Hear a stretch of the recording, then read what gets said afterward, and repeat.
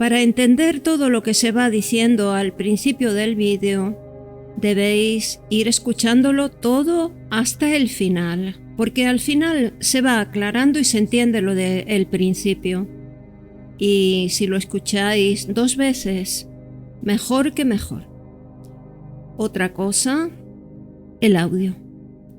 Hay algunos momentos en que cambia la voz y esto es debido al micro que estaba fallando, pero esto ya se ha solucionado y a partir del siguiente ya saldrá como es debido. Empezamos un nuevo apartado, el microcosmos como organismo.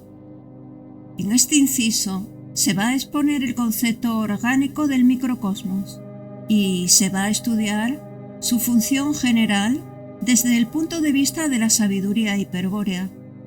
Tal dilucidación permitirá definir conceptos tan importantes como el de chakra o logos kundalini, los cuales han sido objeto en Occidente de las técnicas de desinformación y cambio de significado por parte de la sinarquía. Artículo A. Relación jerárquica entre microcosmos y los entes externos. El aspecto logos del demiurgo, con su vox, designa todo ente individual y todo ente existente individualmente, porque su impulso evolutivo recibe la terminación formal de la matriz esencial de su designio. Esto ha sido demostrado en incisos anteriores. Sin embargo, es necesario efectuar una importante distinción cuando el ente individual recibe el designio pasú, es decir, cuando el ente es un microcosmos. En este caso, el arquetipo logos debe manifestarse de manera más eficaz, según quedará demostrado en los artículos siguientes. Cabe adelantar, por ahora, que el aspecto logos no solo designa e individualiza al microcosmos, con lo cual éste inicia un proceso evolutivo que apunta hacia la finalidad entelequial, sino que también actúa para controlar que tal proceso no se desvíe de su finalidad. Este acto de control, como es obvio, debe ejercerse durante todo el tiempo que insuma el proceso, es decir, durante toda la vida orgánica del microcosmos. En esto se diferencia esencialmente el microcosmos de cualquier otra clase de ente externo. Todo ente externo, salvo el microcosmos, ha sido designado solo una vez por el aspecto logos, permaneciendo desde entonces fijado en la evolución específica que le impone su plan. Tal diferencia implica una superioridad jerárquica del microcosmos frente a cualquier otra clase de entes externos, superioridad que será fundamentada en los 9 comentarios siguientes. En base a argumentos ya vistos, pondremos en orden 4 conceptos conocidos: macrocosmos, microcosmos, ente externo y ente interno. Primero, el macrocosmos o universo material, desde el punto de vista estructural, está integrado por entes externos. Tales entes pueden consistir tanto en simples átomos gravis individualizados como en complejos microcosmos. Segundo, lo que determina el carácter de los entes externos, esto es, el principio de individuación, radica en el designio particular de cada uno. Tercero, el macrocosmos contiene a todo ente externo existente y todo ente externo se diferencia y caracteriza por su designio particular. Cuarto, el microcosmos es un reflejo del macrocosmos, vale decir, es su copia invertida, mas en tanto que ente externo, el microcosmos, existe por la proposición óntica de un designio pasú, cuyo proyecto refleja el plan del macrocosmos. Quinto, el designio pasú es el mayor designio de designios existente, es decir, es un designio cuyo plan abarca todos los planes de todos los designios existentes. El designio de todo ente que no sea un microcosmos está contenido en el designio pasú, o sea, en el designio del microcosmos. Sexto, los planes de los entes externos que componen el designio pasú conforman a los entes internos del microcosmos. De esta manera, todo ente interno presenta homología estructural con entes externos correspondientes del macrocosmos. Séptimo, en síntesis, el microcosmos refleja al macrocosmos y sus entes internos reflejan a los entes externos del macrocosmos, que no son, a su vez, microcosmos.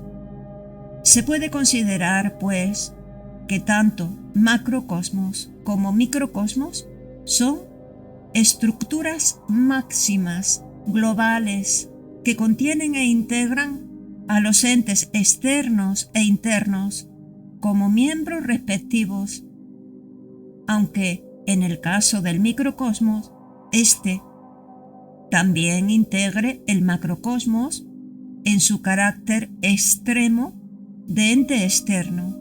Octavo, se distingue así claramente que el designio pasú está en relación jerárquica superior con cualquier otro designio de ente externo, porque contiene a todos los designios no microcósmicos como planes de sus entes internos. Noveno, a partir de aquí, vamos a oponer el concepto de microcosmos con el de ente externo, salvo que se aclare expresamente que tal ente externo es también un microcosmos. En caso contrario, deberá suponerse, sin más, que el microcosmos es jerárquicamente superior, en virtud de la complejidad de su designio, a todo ente externo. Artículo B. El principio plasmador microcósmico o logos kundalini. En estos 9 comentarios hemos demostrado que el designio pasú del ente exterior microcosmos es jerárquicamente superior al designio de cualquier otro ente externo que no sea un microcosmos. Esta distinción jerárquica por el designio entre el microcosmos y los restantes entes externos adquiere importancia fundamental cuando se asciende hasta su causalidad, esto es, hasta la vox designadora del aspecto logos. Desde el punto de vista de la causa del designio, es decir, la vox del demiurgo, el microcosmos presenta, en efecto, una diferencia esencial con respecto a todo ente externo, el principio plasmador. Con estas palabras, los entes externos son sólo entes plasmados por su designio particular, el cual ha sido propuesto una vez por el aspecto logos al concederles la existencia individual. El microcosmos es también un ente plasmado en tanto que ente externo, pero dispone asimismo, en tanto que reflejo del macrocosmos, de un principio plasmador activo. Este principio único, que solo el microcosmos posee entre todos los entes externos, es una réplica del poder plasmador de la vox del demiurgo, a la que la sabiduría hiperbórea denomina logos microcósmico kundalini. Pero antes de referirnos al principio plasmador microcósmico, hemos de comprender con más detalle la plasmación fija de los entes externos. Todo ente externo individual puede definirse como la plasmación fija que el designio particular determina en la naturaleza material de un átomo gravis. Como sabemos, la potencia formativa del arquetipo universal, manifestada materialmente en un átomo gravis, es determinada por el designio particular para dar existencia individual al ente específico. Pero, como a igualdad de especie, identidad de designio, resulta que, en realidad, lo que determina formalmente al ente externo es una matriz arquetípica de la serie formativa en que consiste el plan del demiurgo, es decir, la matriz esencial. Esta matriz ha sido supuesta en el ente por la vox designadora y constituye su principio de individuación. La matriz esencial pone término individual a la potencia formativa universal del arquetipo, determinando que el ente se conforme según su plan. Pues bien, esta conformación individual que ejerce la matriz esencial sobre la naturaleza universal del ente es la plasmación propiamente dicha. En una entidad de sustancia material plástica, la matriz esencial plasma su forma individual y determina estructuralmente el curso del proceso evolutivo del ente externo. Yendo más al fondo de la cuestión, considerando a la matriz esencial como una capacidad estructural, podemos afirmar que todo ente externo ha sido plasmado por su designio particular y conformado por la capacidad estructural de la matriz esencial, pero esta capacidad estructural es autosuficiente para mantener un registro permanente del plan en el cual consiste, que no es otra cosa que el plan del ente externo al que conforma. Por eso, la capacidad de la matriz esencial es plasmadora, porque habiendo sido supuesta una vez por la vox del aspecto logos, se sostiene a sí misma como registro óntico del ente externo de modo permanente y fijo. La capacidad del registro óntico de la matriz esencial es fija, y de allí la definición de ente externo de la cual partimos. Es la plasmación fija que el designio particular determina en la naturaleza material de un átomo gravis para conformar un ente individual. Los entes externos son, pues, plasmados una sola vez por su designio particular, y nada hay en ellos que posibilite por sí mismo algún tipo de cambio esencial. Una vez plasmada la forma de los entes externos, se ajustará evolutivamente a la capacidad fija de la matriz esencial. No existe en ellos ningún principio que les permita apartarse por sí mismos del plan esencial registrado. Una mutación semejante solo podría ocurrir, desde luego, por una intervención anormal del demiurgo, es decir, por su segunda intención. Pero, en todo caso normal, el ente externo es siempre el producto de una plasmación fija.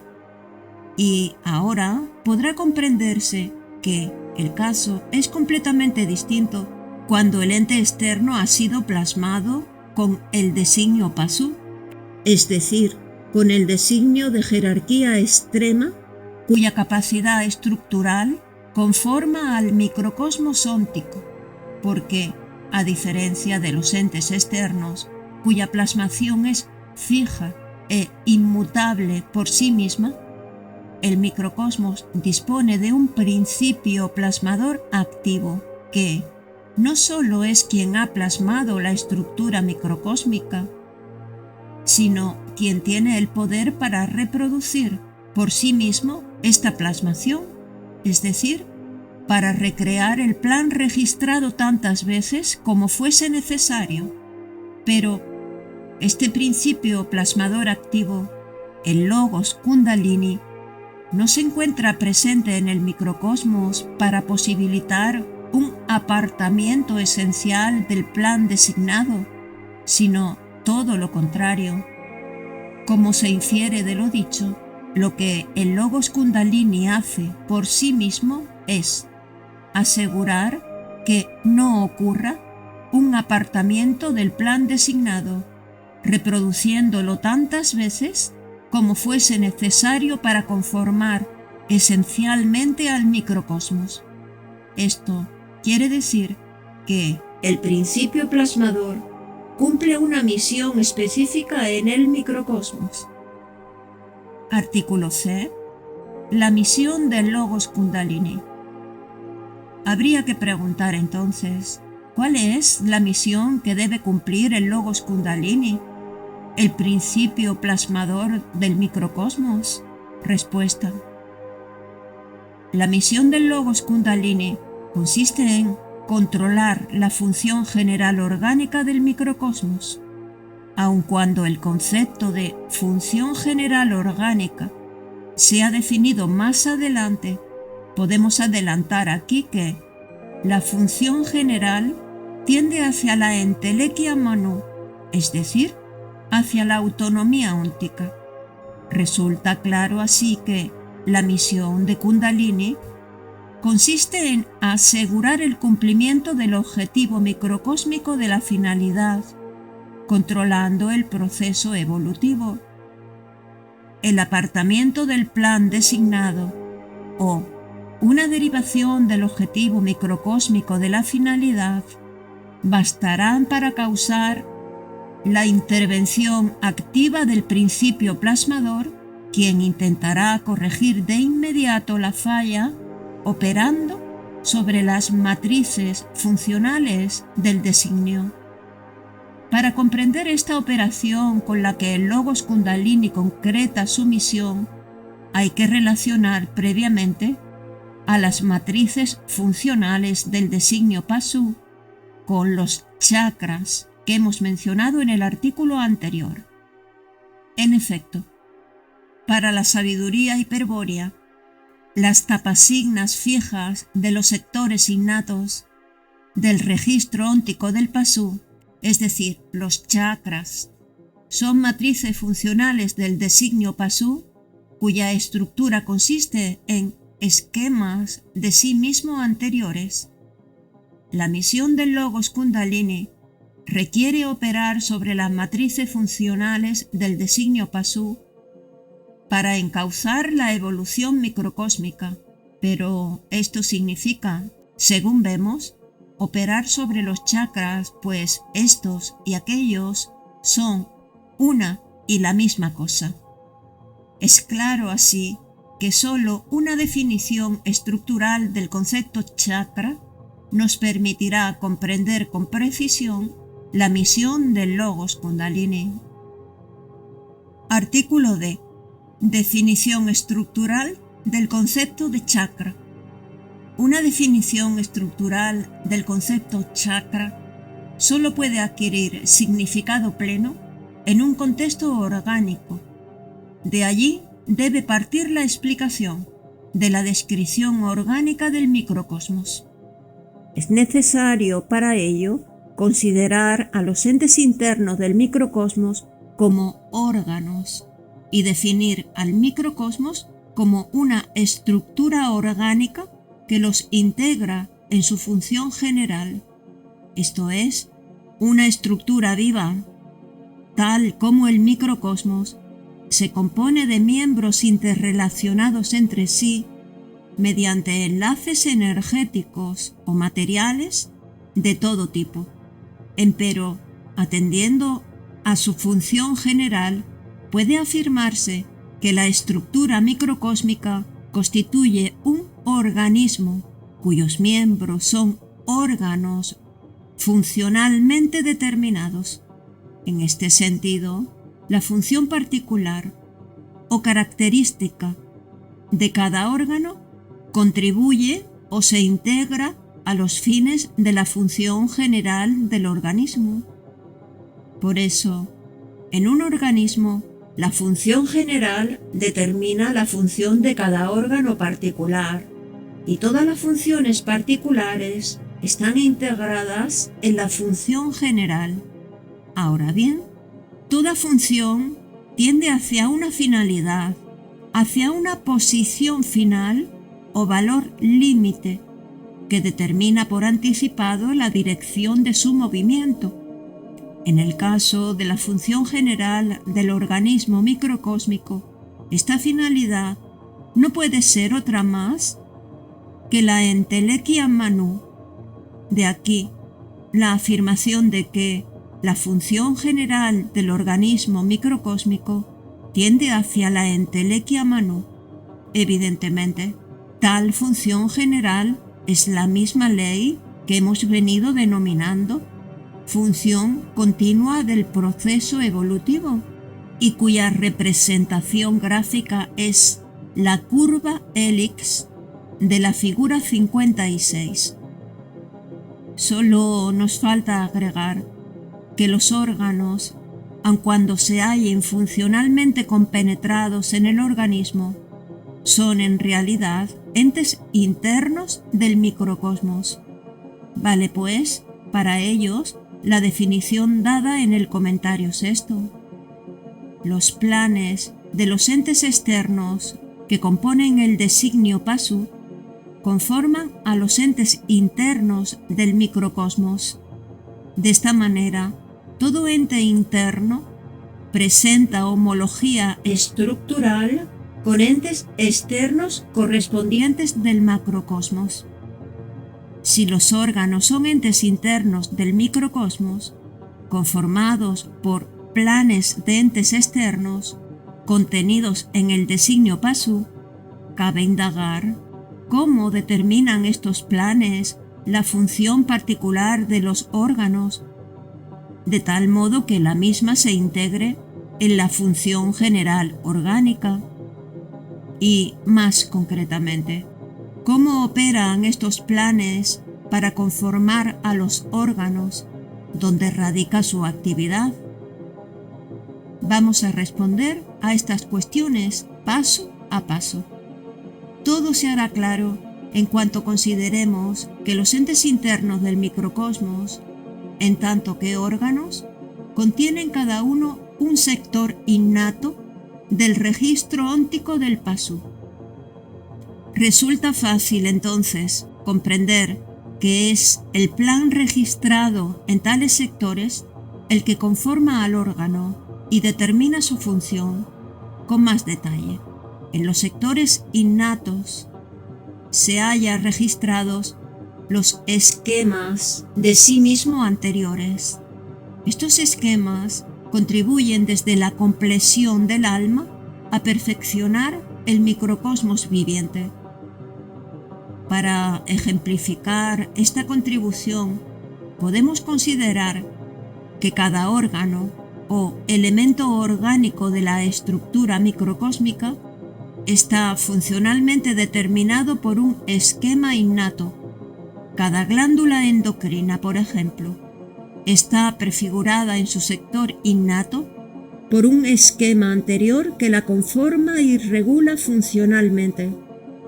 Es evidente que cada esquema de la superserie, para prestar semejante utilidad, ha de estar perfectamente codificado como plan especial del designio Pasu e integrado armónicamente en su estructura, y de la diversidad de planes correspondientes a esquemas innatos de órganos procede la enorme cantidad de sectores innatos en que se divide el registro óntico del Pasu.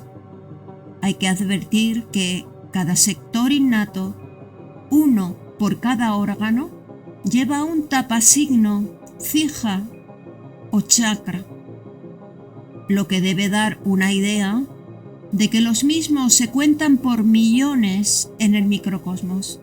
Sin embargo, no todos son funcionalmente equivalentes ni tienen la misma importancia en la composición de la estructura microcósmica.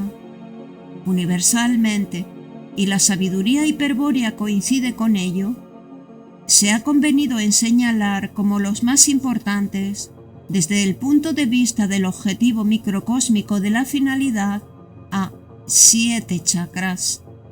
Justamente aquellos que son tapasignos de los sectores innatos radicados en las glándulas endocrinas o glándulas de secreción interna.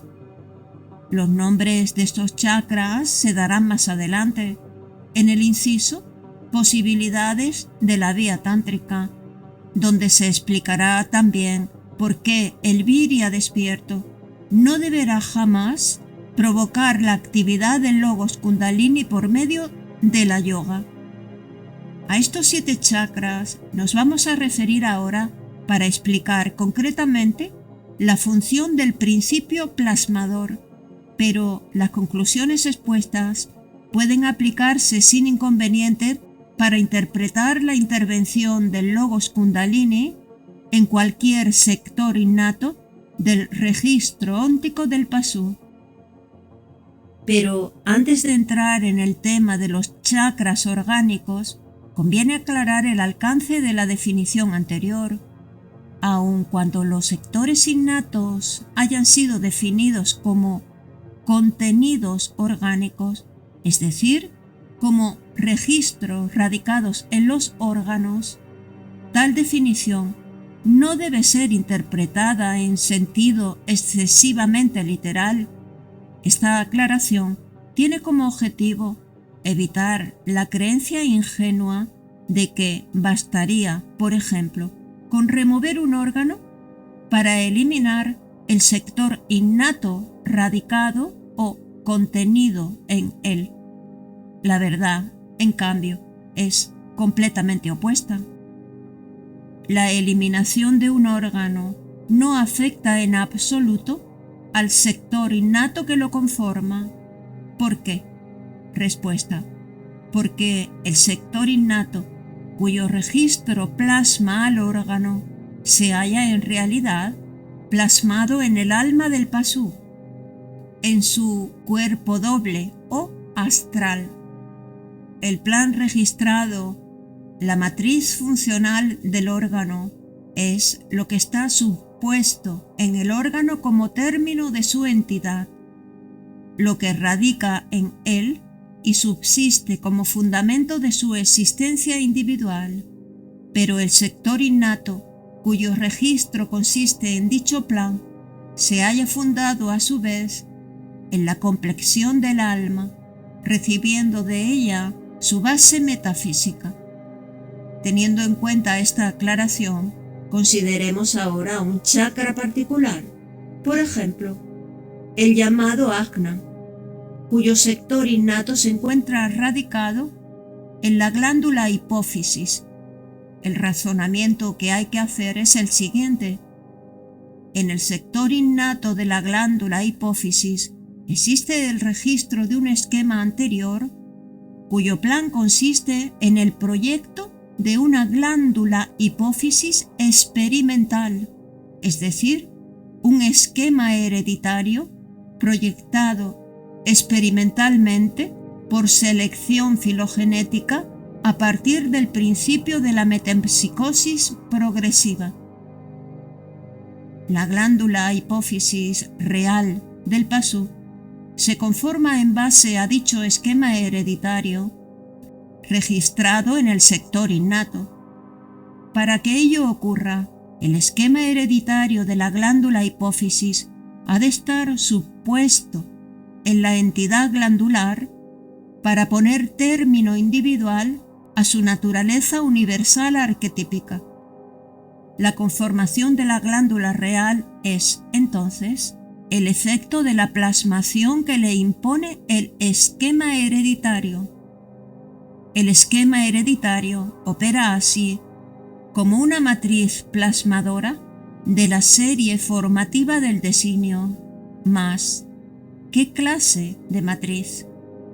No una matriz esencial, porque esta es única en cada designio, y en el caso del designio Pasú, su capacidad es tal que contiene y determina a todo el microcosmos.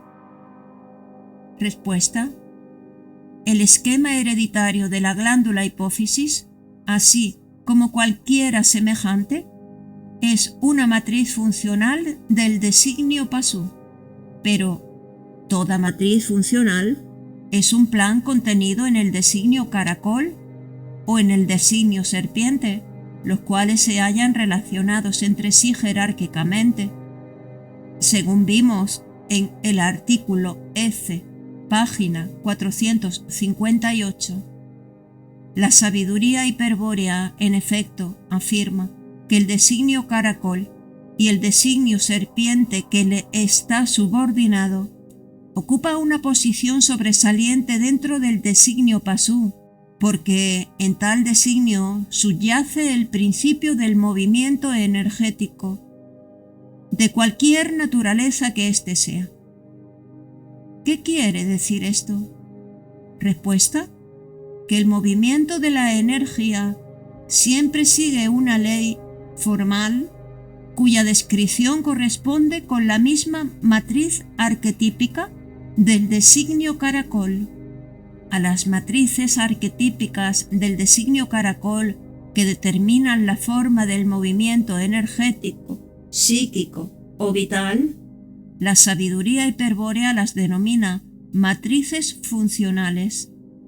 Comprobamos, pues, que el esquema hereditario que plasma a la glándula real es una matriz funcional del designio caracol, el cual está contenido en el designio de máxima extensión que existe, esto es, el designio Pasú.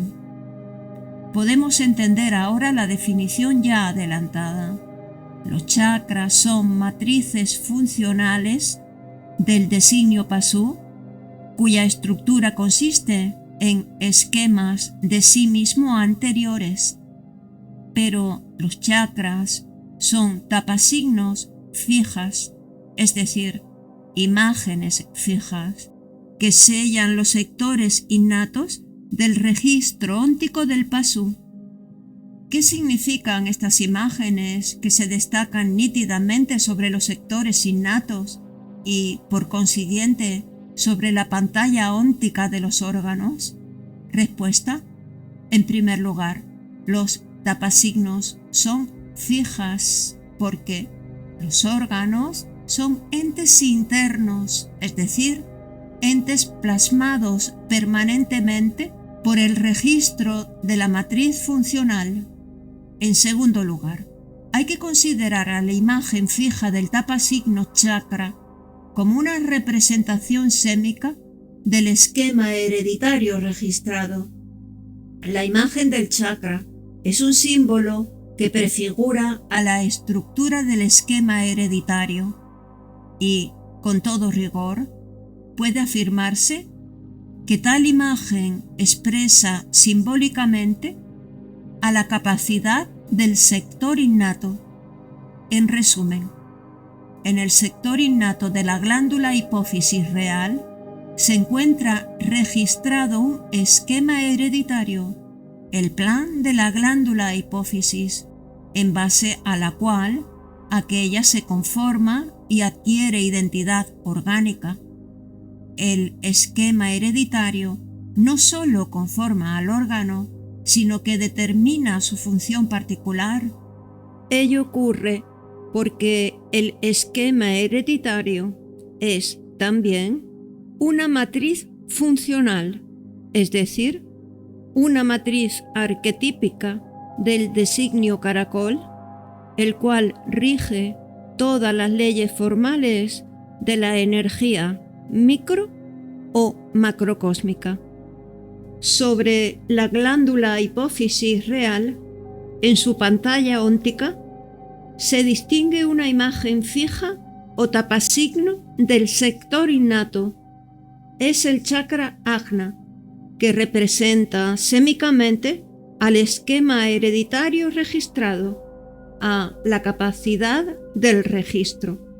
Basta con extender esta explicación a cualquier otro órgano microcósmico para comprender la función de otros chakras, pues ninguno difiere demasiado en lo esencial de lo que aquí se ha expuesto.